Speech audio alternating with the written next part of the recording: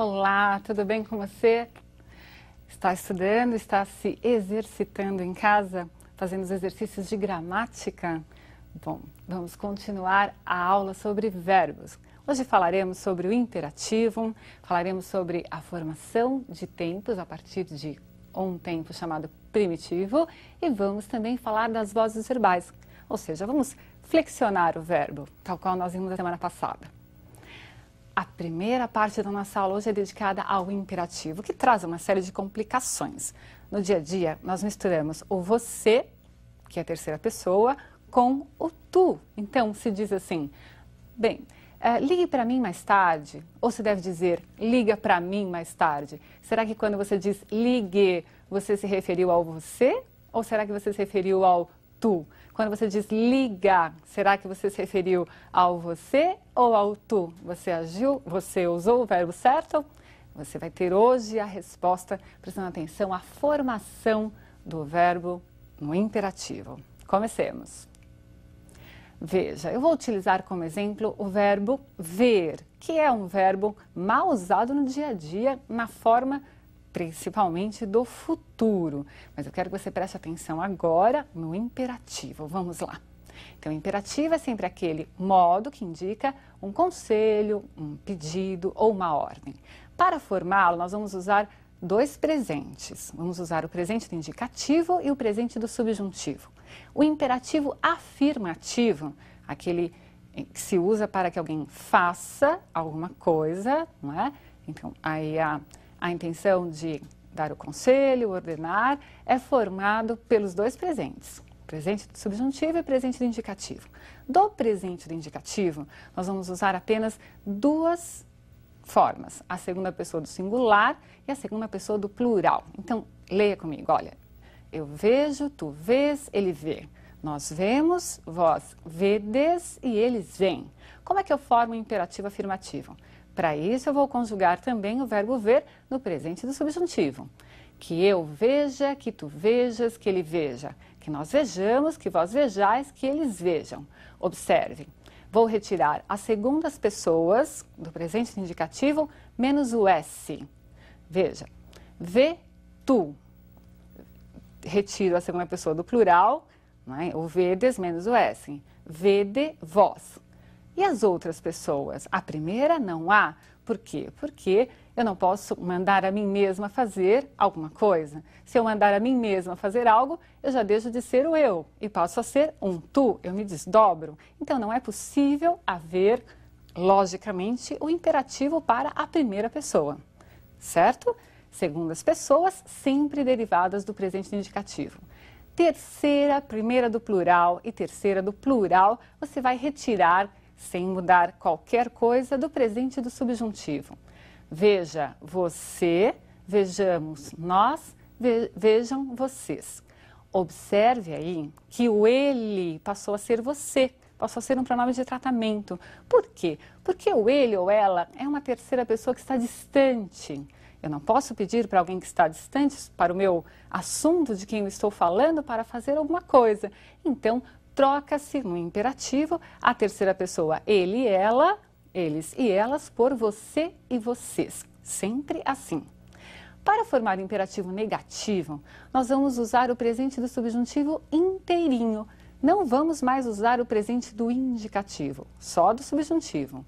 Basta que você coloque a partícula que indica a negação, nesse caso colocamos o advérbio de negação não, e basta que você copie as formas, com exceção da primeira pessoa, iguaizinhas àquelas que estão presentes no presente do subjuntivo. Então veja lá, não vejas tu, não veja você, não vejamos nós, não vejais vós, não vejam vocês. Viram? Então, eu tenho as mesmas formas do presente do subjuntivo, tal qual foi flexionado no presente do subjuntivo. Muito bem, muito cuidado para não confundir aí essas segundas pessoas, não é? Já que nós trocamos na nossa linguagem o você pelo tu, eu tenho de usar também o verbo na terceira pessoa, já que você é um pronome de tratamento, não é um pronome pessoal do caso reto. Cuidado com isso. Combinado? Esse é o erro mais frequente, trocar o você e o tu. Bem, Nós vamos também ver como é que se formam tempos a partir de um tempo primitivo. O que vai ser mais útil para você no vestibular são as derivações do pretérito perfeito do indicativo. Observe como é que eu faço essa formação, não é? Quais são os verbos possíveis de serem derivados desse primitivo. Veja, primeiro você vai pensar assim: eu devo flexionar o verbo que eu quero derivar, não é? Flexioná-lo inteirinho no pretérito perfeito do indicativo, mas eu só vou utilizar a terceira pessoa do plural. Então, de novo, o verbo ver, não é? Veja que eu só coloquei aí na tela para você o verbo na terceira pessoa do plural. Eles viram, não é? Dessa terceira pessoa, no nosso exemplo, o verbo ver, nós vamos seguir uma sequência para tirar partes dessa desinência, que é o final do verbo, não é? E junto ao radical, nós vamos fazer transformações e criar outros tempos. Então, vamos organizar. Do pretérito perfeito do indicativo, da terceira pessoa do plural, é possível formar 3 tempos derivados. Pretérito mais que perfeito, futuro do subjuntivo e pretérito imperfeito do subjuntivo. Como se faz isso? Veja lá, você tem eles viram, retira-se o M, vai ficar eu vira. Então, sempre que eu quero formar o mais que perfeito, eu vou à terceira pessoa do pretérito perfeito do indicativo e retiro o M. Então, ficou eu vira. Retire o AM menos o AM, a desinência do viram. Você está, veja, tirando partes. Você vai formar o futuro do subjuntivo. Na aula anterior, eu disse que você pode se utilizar de muletas. Então, palavrinhas que vão ajudar a flexionar os verbos no subjuntivo. Aqui no caso, eu usei o quando. Veja lá. Quando eu vir a minha amiga, darei o recado. Veja que não é quando eu ver a minha amiga, é quando eu vir, quando eu a vir. Tudo bem? Tiramos o AM e formamos o futuro do subjuntivo. Agora, o pretérito imperfeito do subjuntivo. A terminação desse tempo, nesse modo, no subjuntivo, é sempre o C, SSE. Então, nós vamos tirar agora o RAM, tiramos primeiro o M, depois AM e agora o RAM e vamos acrescentar essa desinência própria do imperfeito do subjuntivo. Então, ficou lá. Se eu visse sua amiga, eu teria dado recado, não é? Então, vejam que é aquela história da possibilidade do modo subjuntivo, sobre a qual nós já conversamos, mas observe como se formou essa pessoa, não é? Como se formou esse tempo. Eu só usei a primeira pessoa, porque a partir dela, certamente, você consegue continuar as flexões. Percebeu, então, de uma única pessoa, a terceira pessoa do pretérito perfeito do indicativo, nós formamos 3 tempos verbais. 1 do modo indicativo e 2 do modo subjuntivo, certo? Você entendeu, eu tenho certeza, e você deve se exercitar para fixar essas flexões, não é? E saber utilizá-las. Muito bem.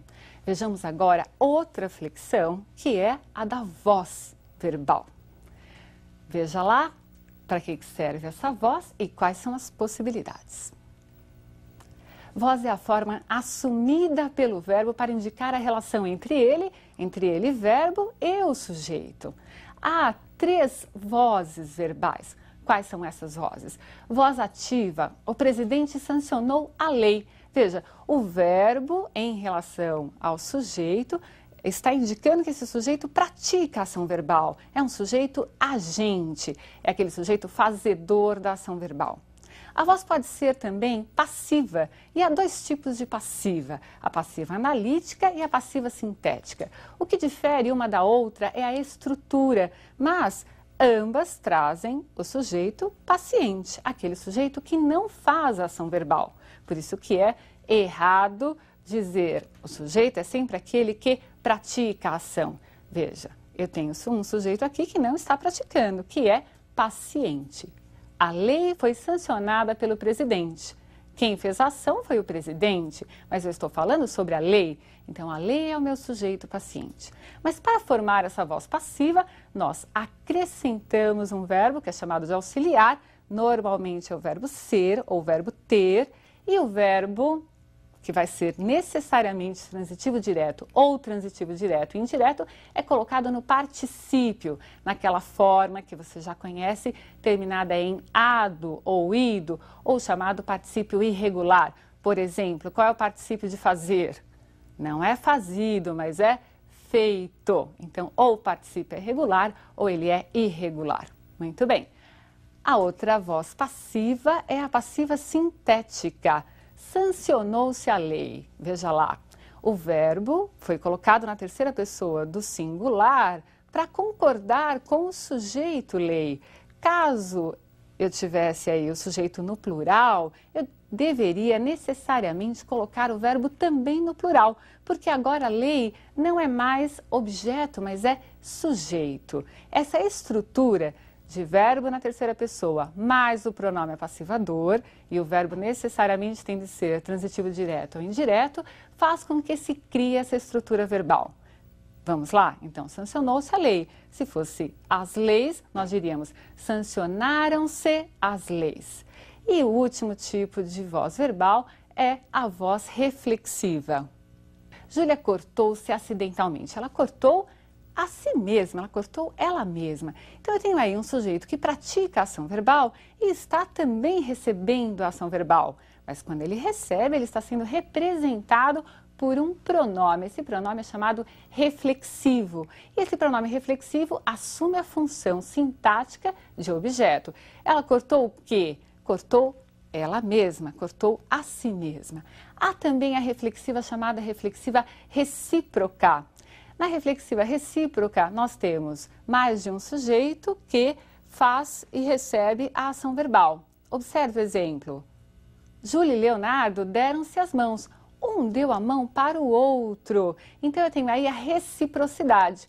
O se, que é o pronome reflexivo, assume a função também aí de objeto. Às vezes o objeto é direto ou indireto, dependendo, obviamente, da transitividade verbal, não é? Então, eu tenho aí, deram o quê? As mãos, objeto direto. Deram a quem? A si próprios, entre si, objeto indireto. Muito bem. 3, então, são as vozes verbais. Você percebeu quais são as diferenças? Sujeito agente, voz ativa. Sujeito paciente, voz passiva, não é? Dividida em passiva analítica e sintética, estruturas diferentes.